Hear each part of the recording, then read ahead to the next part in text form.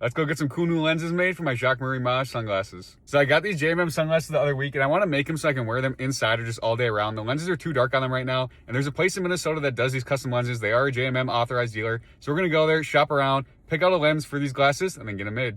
Right off the bat, they actually had a really good collection of JMMs. I wish they had the Sandro pair, but unfortunately they did not. And let me tell you, when I say they had a lot of lens options to choose from, I am not exaggerating. This was not good for me because I suck at making decisions when there's a lot of options. But check these lenses out. These were super cool. So for these lenses, they are clear when you're inside, but as soon as you go outside or hit the sunlight, they change colors. As cool as these were, I didn't want to go with them though, because no matter what color you choose, when you're inside, they're going to be completely clear, and I wanted somewhat of a tint indoors. Luckily, after a lot of back and forth with myself, I was able to narrow it down to these three options. So it basically came down to a gradient gray color, a gradient brown color, or just a very light gray tint. And here's a better look on how the lenses kind of look with the glasses. This was the gradient brown lens, and these weren't my exact frames, but they were close.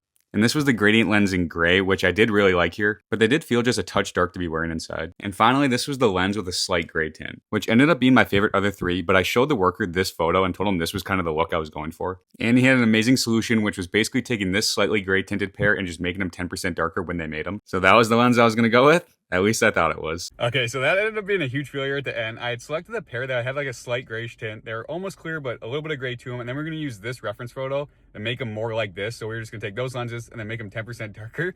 And when we were all done at the end, I went to go check out, and those lenses were $500. Now, I don't know if I'm just stupid or I don't understand how much these lenses cost, but I was blown away at $500. It didn't make sense to me in my head. I felt like I should just buy a new pair of sunglasses at that point.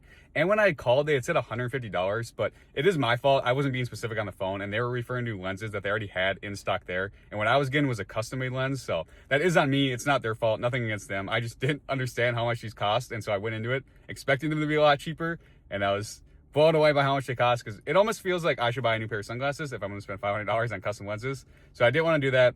We're going to see if I can find them cheaper somewhere else or have someone else do it. Again, nothing against them. It's my fault. I'm dumb. I didn't know how much they were going to cost. So that's on me. And I feel bad because I kind of wasted that guy's time, but it just doesn't make sense. So we're shop around. Maybe we'll just get a different pair with a clear lens, or I don't know.